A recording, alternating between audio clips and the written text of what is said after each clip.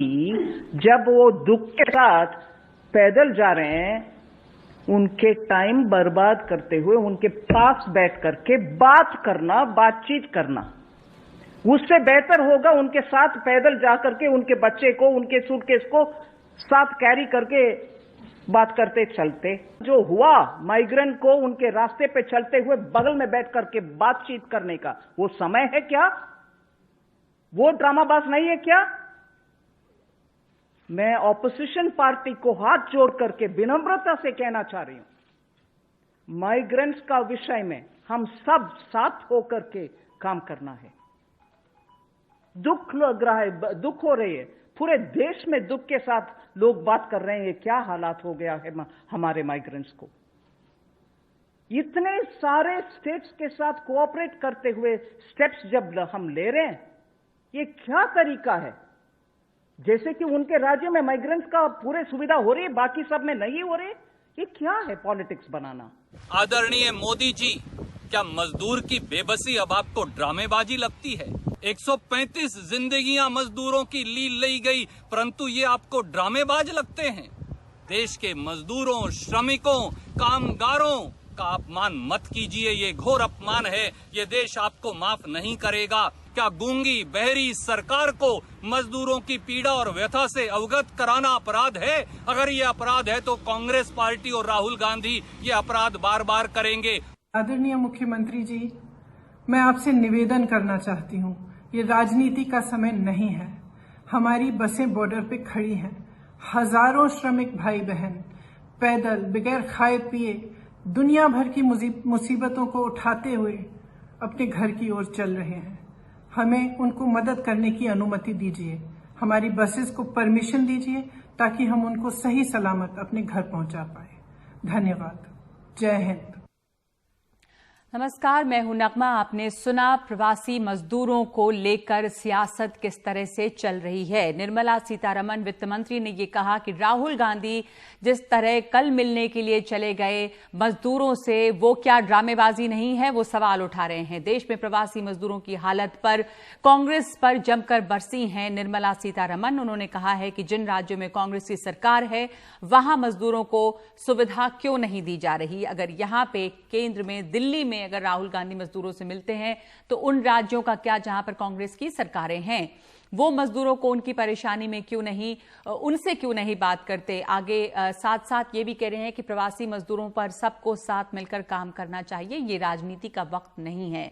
दरअसल राहुल गांधी, जो तस्वीरें आप देख रहे हैं अपनी स्क्रीन पर, उन्होंने प्रवासी मजदूरों से मुलाकात की थी कल दिल्ली में ही और उनका हालचाल जाना था, जिसके बाद मजदूरों के हाल पर और ज्यादा सियासत शुरू हो गई है। पहले राहुल गांधी ने ये किया, निर्मला सीतारमण उन पर बरस पड़ी, कांग्रेस का जवाब आया और कहा कि देश कभी माफ नहीं करेगा अगर आप श्रमिकों को, मजदूरों को इस तरह से उनका अनादर करेंगे। और साथ साथ ये सवाल भी उठ रहा है कि क्या राहुल गांधी को यह अधिकार नहीं है कि वो जाकर हालचाल पूछें, ये उनका अधिकार है। तो ये तमाम बातें, एक तरह से आरोप और प्रत्यारोप जो है मजदूरों को लेकर चल रहा है। और इस बीच जो मजदूरों की, और राहुल गांधी का सीधा रुख करते हैं, वो इस वक्त संबोधित कर रहे हैं। चोट लगती है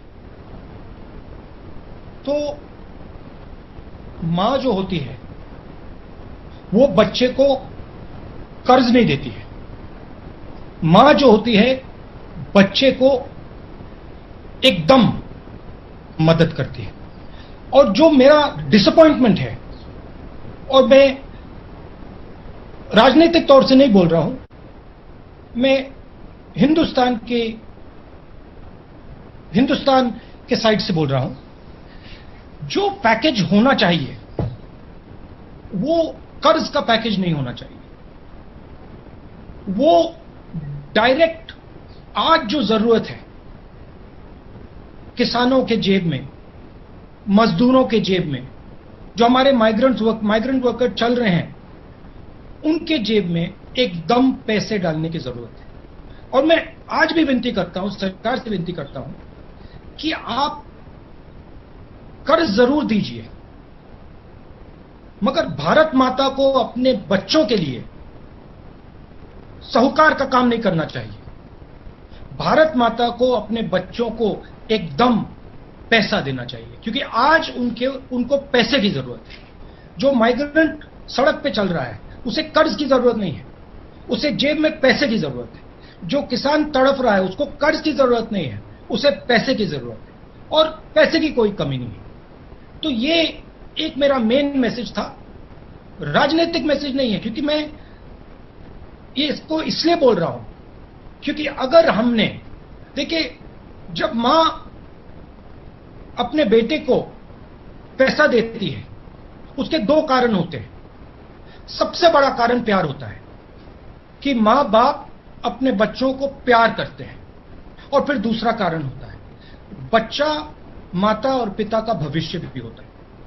ये जो लोग आज तड़प रहे हैं, ये जो लोग आज सड़क पे भूखे प्यासे चल रहे हैं, ये हिंदुस्तान के भविष्य हैं, और ये हमारे भाई हैं, ये हमारी बहनें हैं, ये हमारे माता पिता हैं।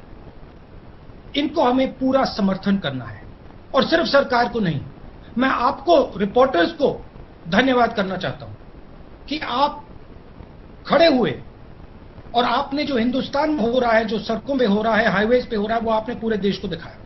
तो आपने भी ये अच्छा काम किया। हमारी भी जिम्मेदारी बनती है, ऑपोजिशन की भी जिम्मेदारी बनती है, सरकार की भी जिम्मेदारी बनती है, हम सबको एक साथ काम करना है। मगर मैं विनती करता हूं कि आज जो हमारी जनता है, जो गरीब जनता है, उनको पैसे की जरूरत है, और नरेंद्र मोदी जी को मैं प्यार से बोल रहा हूं कि इस पैकेज को रिकंसिडर करना चाहिए, और इसमें डायरेक्ट ट्रांसफर की जो हमने बात की थी, सीधा का सीधा बैंक अकाउंट में पैसा डालने की जो बात की थी, 200 दिन की नरेगा की जो बात की थी, किसानों को डायरेक्ट पैसा देने की जो बात की थी, उसके बारे में नरेंद्र मोदी जी सोचें, क्योंकि ये जो लोग हैं ये हमारा भविष्य है। इन्हीं लोगों ने हिंदुस्तान को खड़ा किया है। और मैंने सुना है कि पैसे ना देने का कारण रेटिंग्स की बात है।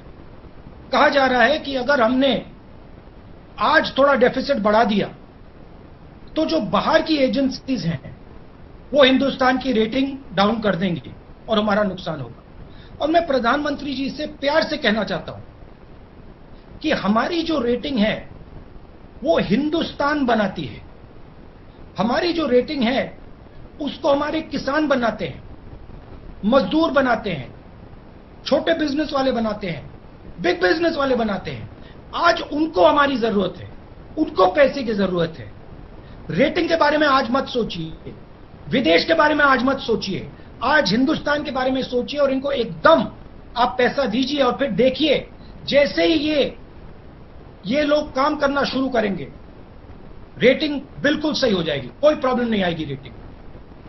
हमें हिंदुस्तान के दिल को देखकर डिसीजन लेना है, विदेश को देखकर डिसीजन नहीं लेना है। तो ये मेरा मेन शुरुआत का मैसेज था। अब आप सवाल पूछिए।